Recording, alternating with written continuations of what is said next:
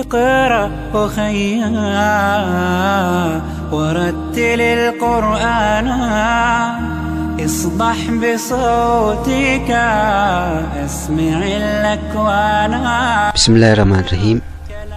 الحمد لله رب العالمين، الصلاة والسلام على مبعوث رحمة للعالمين نبينا محمد وعلى آله وصحبه أجمعين. أما بعد، السلام عليكم ورحمة الله وبركاته. أكم جرتن نجيا فيانا قبدني وردفتوتا خينيا ورين سجنتا قرآن أكمي قرانا جتو ورين وردفتن. إيجا أكمو بيكموتي الراس سجنتا قرآن أكمي قرانا جتو قبدي ديادي تنجرا إسينيس أكا وردفتنين إسين أفير.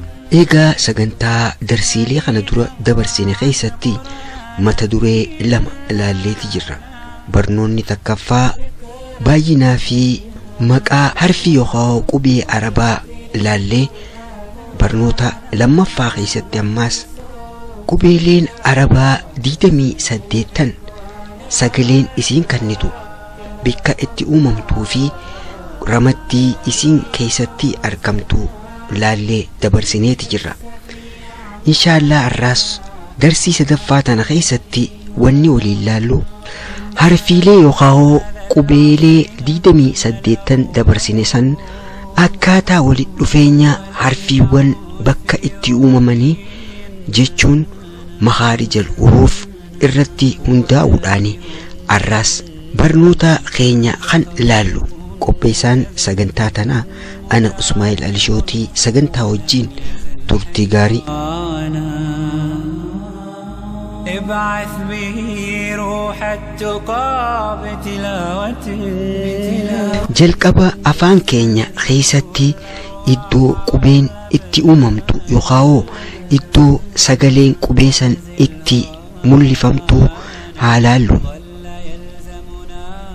حرفي يخاو قبين أفان كينيا خيستي بكي إتي أممتو بكا شنتي خندق قدمو قوتو إسانيس توقفان هدي لمن لما فان ورو جيشون إركو أفان كيسا تنقباتي في فنيان خان ولدتك أبطوني ورو جنان خان سدفا عربا خان أفرفا بكا كلينسي قبهون عربا في إركو أفان كيسا تنقبا جدود خان شنفا خوكي يخاو لاغا إرتي ساقلين يخاو قبين جنوتوني أممتي.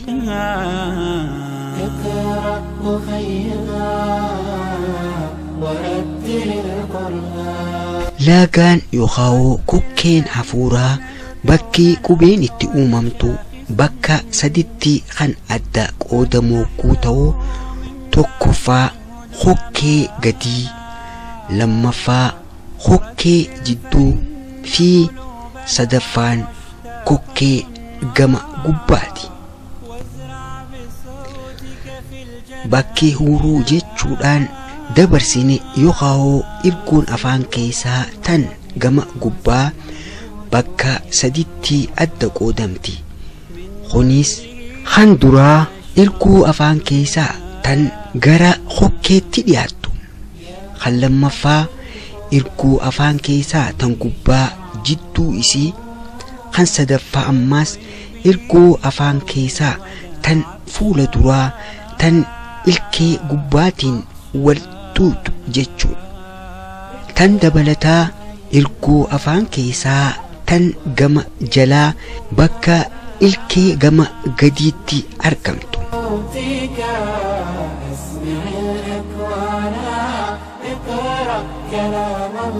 إيجا قبيلين يخاو حرفيوان ديدمي سديتن تن عربا بكا إتي أممتورتي هنداودان أكاتا ولتي دين سانيتي غري غريتي قودودان لال غري درا قبيوان يخاو حرفيوان هئيرتي أممتو وقوتو baay'inni isaanii afuri.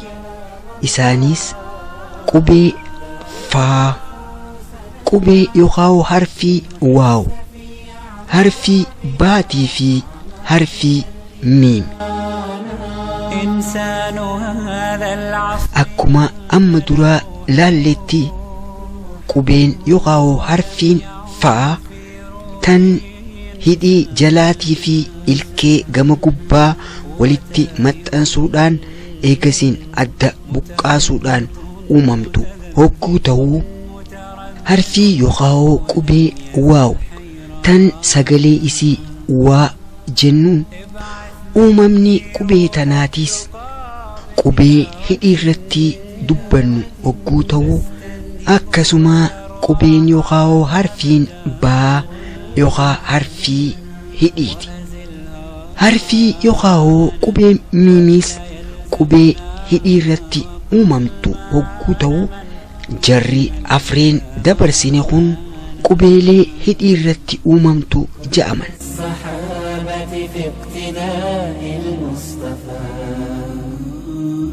Walitti dhufeenyi qubeelee afreen garee tana keessatti argamanii qubeewwan hidhii irratti uumaman hogguu ta'uu, asxaan adda itti ta'an ammaas harfiin yookaan qubeen faa kokkeen teenya banamtee huruu fi arrabni adda fagaatanii hafuura afaan keessaa gadhiibuudhaan kan uumamtu hogguu ta'uu, harfiin waaw yookaan tan sagalee waa nuuf kenniti jennu yeroo isii jennu yookaan dubbannu hidhiin teenya walitti dhiyaattee kan adda banamuun uumamu hogguu ta'uu, qubeen baatii fi miim ammoo asxaa xiqqoo takkaani garaagarummaa qaban.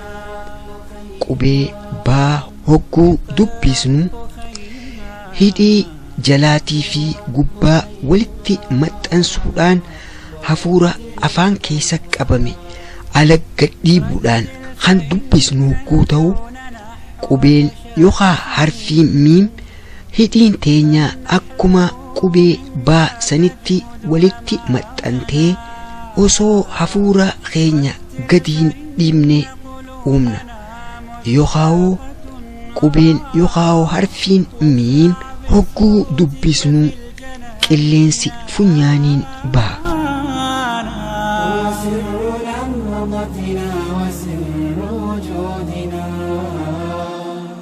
Eegaa hordoftoota keenya kabajamoo warreen sagantaa peejii haqaa hordoftan, sagantaan teenya tan quraana akkamitti qaraana jettu tan arraa kana fakkaatti.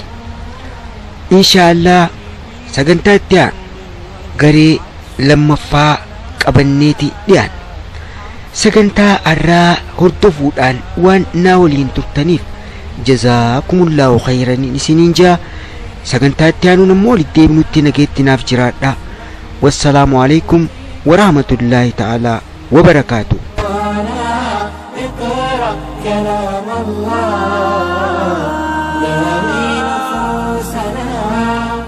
لنحس في أعماقنا الإيمان. اقرأ